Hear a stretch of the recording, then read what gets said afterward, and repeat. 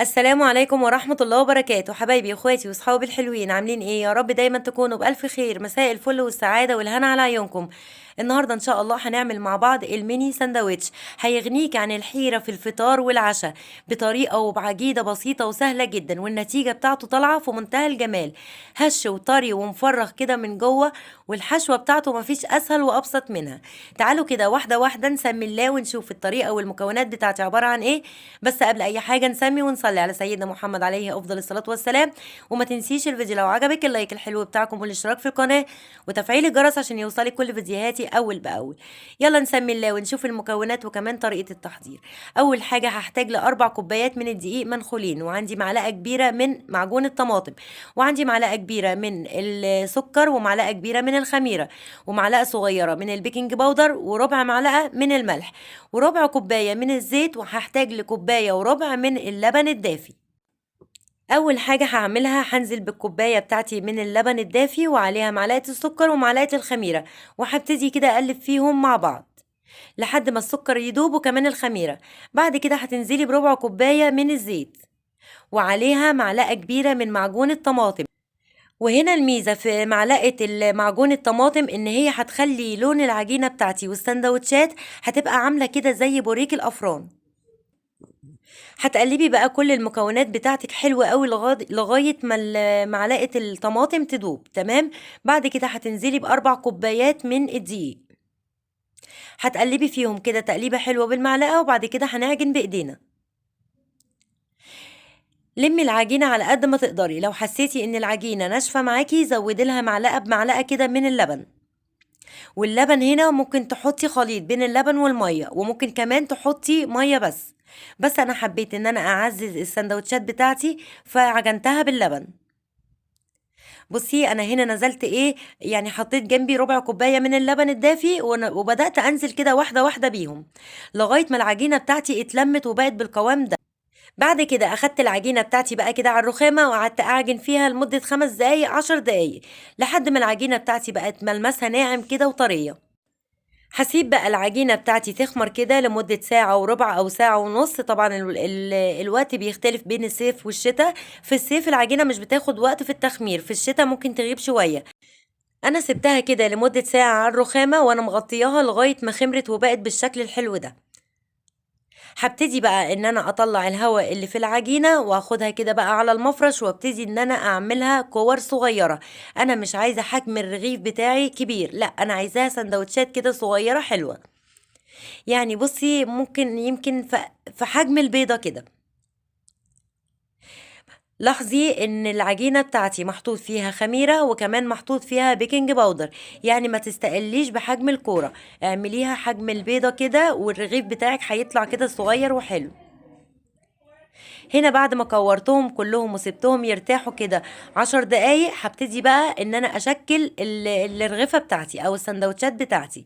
هتاخدي كوره كوره كده، هتبداي ان انت تفرديها كده تبقى سمكها رقيق شويه. وعندي بقى الحشوه بتاعتي انا هحشيها جبنه، اللي هي بطعم الجبنه الشيدر، بتبقى طعمها حلو قوي. ممكن تحشيها جبنه بيضه عاديه، ممكن تحشيها مثلثات، ممكن تحشيها لانشون، يعني على حسب الحشوه المتوفره عندك. هتبداي ان انت تحطي الحشوه وتقفلي كده حرف العجينه عليها. اهم حاجه تقفلي حرف العجينه على الحشوه حلو عشان ما تفكش منك في الفرن.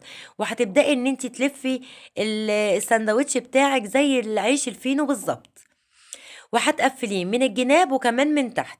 وزي ما قلتلك لازم تقفليه كويس عشان ما يفتحش معاكي في التسويه. بصي انا حطيت الجبنه وقفلت كده عليها، ضغطت كده بايديا ضغطه، وبعد كده لفيت الرول بتاعي صغير وابتديت ان انا اقفل الساندوتش بتاعي من تحت وكمان من الجناب. وطبعا حطاهم برصهم كده في الصاج بتاعي من غير يعني مش دهناه اي مادة دهنية. بصي سهلة وبسيطة جدا. بصي هتلفيه وهتقفلي من تحت، وحاولي ما تكتريش الحشوة عشان ما تطلعش منك. الميزة بتاعتي في السندوتشات النهارده إن هي كده حاجة جاهزة، زي بالضبط فكرة الباتيه والبوريك والحاجات دي، إن هو بيبقى جاهز كده، يعني تقدري تدّيه لولادِك بقى مع كوباية شاي بلبن كده، بتبقى عشا حلو، بيبقى فطار حلو، بدل ما تحضّري فطار وتبقى غلبة، لأ، هي كده بتبقى سهلة، وممكن كمان تدّيها لهم في الlunch box، وكمان ممكن تفرّزيها في التلاجة. طبعًا أنا هنا بقى بعد ما سِبتهم، بعد ما خلّصت الكمية بتاعتي ورُحت سايباها كده نُص ساعة تخمر، بقت بالشكل ده. طيب هندهن الوش بتاعنا بإيه؟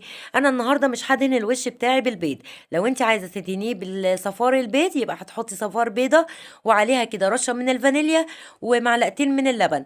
أنا النهارده استغنيت عن البيض، حطيت معلقتين كده حبّة يعني ربع كوباية من اللبن وعليها رشة من النسكافيه وكمان معلقة صغيرة من السكر. قلبتهم كويس أوي وابتديت إن أنا أدهن وش العيش بتاعي. وهنا اختياري تحطي حبة البركة أو سمسم براحتك، عايزة تسيبيه سادة كده سيبيه. بس عامة المعجنات سواء الباتيه أو العيش أو أي حاجة بيبقى طعمها حلو قوي بحبة البركة أو السمسم، ودي اختياري بالنسبة لك. بعد ما خلصت بقى دهان الفطاير بتاعتي او السندوتشات بتاعتي هدخلها في الفرن على الشبكة اللي في النص على درجة حرارة متوسطة. تمام.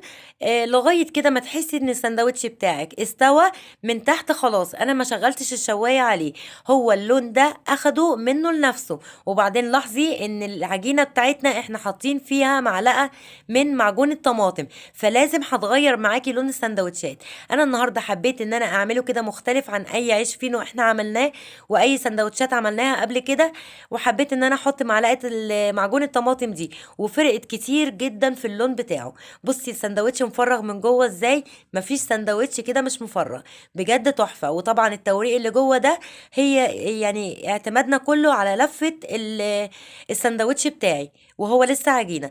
بجد بسيط وسهل جدا، اعمليه لاولادك، هينفعهم في الفطار، هينفعهم في العشاء، هينفعهم في اللانش بوكس، وممكن كمان تفرزيه في التلاجة. نتقابل الفيديو الجاي على خير إن شاء الله. سلام عليكم.